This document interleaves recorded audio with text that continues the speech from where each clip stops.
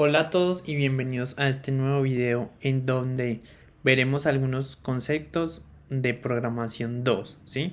Bienvenidos a esta clase que es la número 1. Mucho gusto, mi nombre es Joan Giraldo, pueden encontrarme en Twitter y en LinkedIn como JS Giraldo H. Sí, yo me desempeño como DevOps Engineer, pertenezco al grupo de Docker Community Leaders, me gusta compartir los conocimientos y soy autor del blog Aprende Docker en español. Tengo algunas certificaciones como la de Red Hat Certified System Administrator y la de CEH Certified Ethical Hacker. A continuación veremos algunos conceptos y una introducción sobre la programación orientada a objetos o POO. Es un paradigma de programación que hace uso de elementos autónomos denominados objetos para simular el comportamiento del mundo real. En este paradigma, los objetos se comunican entre sí y llevan a cabo diferentes actividades. Por ello, es importante tener claramente definido qué hace cada objeto, o sea, su comportamiento, que conoce los datos que va a manejar y con quién se comunica, las relaciones que tiene este objeto. Lo anterior se conoce como responsabilidades de este objeto. El paradigma orientado a objetos se apoya en conceptos tales como la herencia, el polimorfismo y el encapsulamiento que veremos a continuación, ¿sí? El término encapsulación o encapsulamiento nos hace referencia a los niveles de acceso que podemos tener en una clase. Supongamos que cada circunferencia de esta imagen es como la cáscara de una cebolla, que vamos quitando cada cáscara y vamos accediendo como al centro o al núcleo de la cebolla.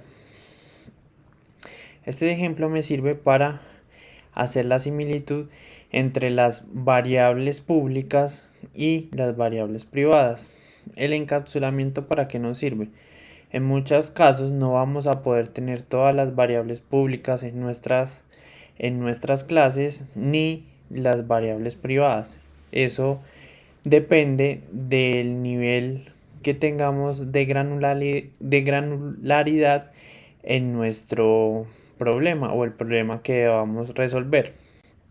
Pero no es aconsejable tener las variables públicas porque podemos tener problemas de seguridad. Desde otras clases se pueden ingresar a estas variables, obtener la información y pues podemos cometer errores en la codificación. El término herencia es como un factor común entre algunas clases. Supongamos el siguiente ejemplo. Tenemos la clase futbolista, la clase entrenador y la clase masajista, ¿sí? Ellos tienen unos atributos: ID, nombre, apellidos, edad, ¿sí? Y algunos atributos están en común o son comunes entre las clases. También estas clases tienen métodos en común como concentrarse, viajar, ¿sí? Entonces todas estas clases tienen un factor común que podemos agrupar y denominar en una clase superior o en una clase que nos permita heredar estos atributos y tener una mayor organización de nuestro código. Recuerden que el paradigma orientado a objetos nace de los siguientes problemas. Por ejemplo, tenemos una clase de apartamento que tiene muchas líneas de código y estas líneas de código pueden ser 4000, 10000 o 1.000.000 de líneas, ¿sí?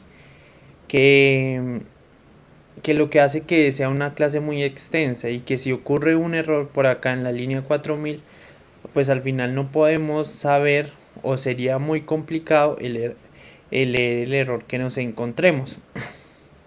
Por esto nació el paradigma orientado a objetos, para segregar las responsabilidades y que una clase sea lo más acoplada posible y que tenga los atributos y métodos que se necesiten, pero que cumplan solo el funcionamiento del apartamento y así poder evitar estos problemas. Todo esto orientado a los nuevos estándares que están surgiendo ahora en nuestra era del cloud computing, que es relacionado con los microservicios. Los microservicios también parten de que cada microservicio debe tener su responsabilidad. Entonces, si empezamos a desarrollar software así, muy seguramente cuando empecemos a desarrollar microservicios será más fácil para nosotros. Retomando el ejemplo de la herencia, pues uno de los problemas que se querían atacar era la reducción de código, ¿sí? Ya estos atributos pueden ser accedidos por el futbolista, por el entrenador y por la masajista. Estos métodos pueden acceder por estas clases y hemos ahorrado muchas líneas de código en cada una de estas clases y nuestro problema está mejor estructurado y mayormente ordenado. Otro de los conceptos que tenemos pendientes es el polimorfismo. Un ejemplo clásico del polimorfismo es el siguiente. Podemos crear dos clases distintas, gato y perro, que heredan de la superclase animal. Esta clase animal tiene un método abstracto que es llamado hacer un sonido, que puede ser implementado de forma distinta en cada una de las subclases. Gatos y perros suenan de forma distinta. Entonces, un tercer objeto puede enviar el mensaje de hacer un sonido a un grupo de objetos gato y perro por medio de una variable de referencia de clase animal, haciendo uso polimórfico de dichos objetos respecto del mensaje que se va a hacer. Entonces tenemos la superclase animal, tenemos un método que es hacer sonido, cada quien lo puede implementar como sea, y tenemos dos clases que heredan del gato y que heredan del animal como gato y perro, y estos dos clases implementan el mismo método pero de forma particular. El gato hace un sonido y el perro hace otro sonido. Más adelante profundizaremos en estos términos, pero por ahora estos son algunos de los ejemplos. En la programación orientada a objetos se da mayor importancia a lo que se hace el objeto y no cómo lo hace. La herencia permite absorber elementos de una clase existente y mejorar la nueva clase, al aumentar nuevas funcionalidades o al modificar las existentes. El polimorfismo requiere el uso de la herencia y consiste en la capacidad que tienen los objetos creados con diferentes clases de reaccionar a mensajes u operaciones de diferente forma. En general, el acoplamiento y la cohesión son inversamente proporcionales a bajo acoplamiento.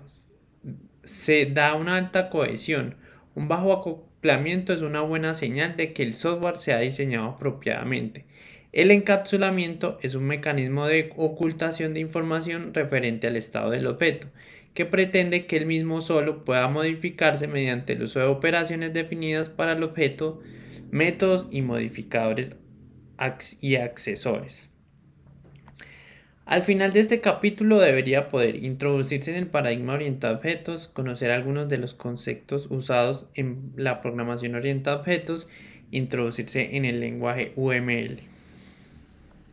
Conceptos introductorios. En el mundo real pueden apreciarse gran cantidad de objetos, sillas, carros, ventiladores, etc. La programación orientada a objetos se basa en la creación y manipulación de este tipo de elementos. Un objeto posee propiedades y un comportamiento. Para construir objetos se debe hacer uso de clases. Un objeto es una materialización de una clase. Pasos para resolver un problema. Para poder resolver un problema, el equipo de desarrollo en primer lugar debe identificar qué es lo que requiere el cliente, es decir, debe entender el problema. A esta etapa se le denomina análisis y como resultado se obtiene el artefacto conocido como la especificación de requisitos de software, ¿sí? Durante esta etapa se llevan a cabo los siguientes pasos: identificar los requisitos funcionales, comprender el mundo del problema, es decir, las reglas y la estructura de la empresa dentro de la cual va a funcionar el software, identificar los requisitos no funcionales.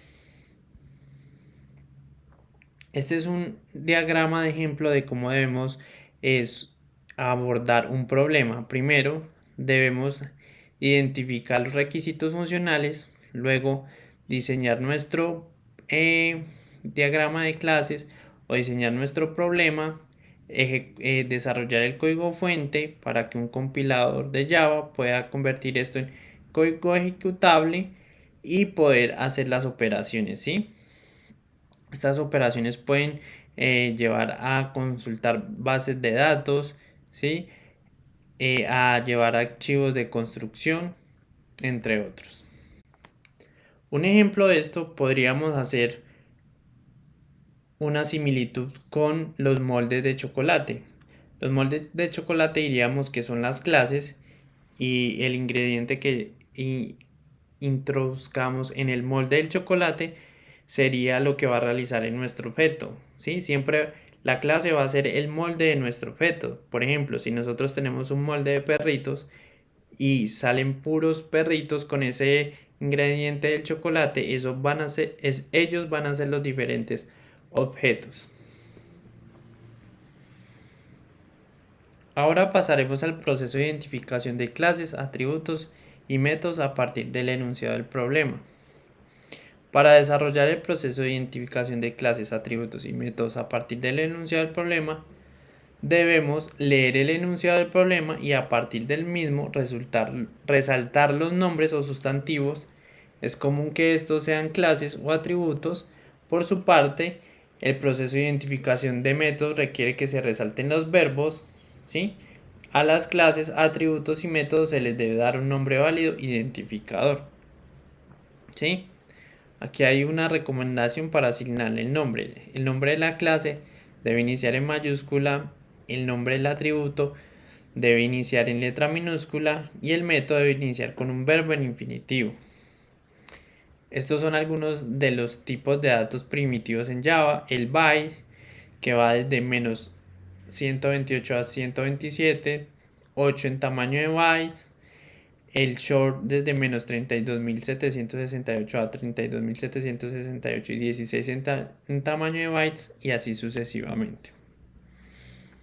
Y estos son los principales tipos de datos que trabajamos. El double, que permite decimales, el entero, que hace referencia a los números enteros, el boolean, que hace referencia a true o false, y un string, que hace referencia a un conjunto de caracteres. Estas son algunas sugerencias para el uso de identificadores, ¿sí?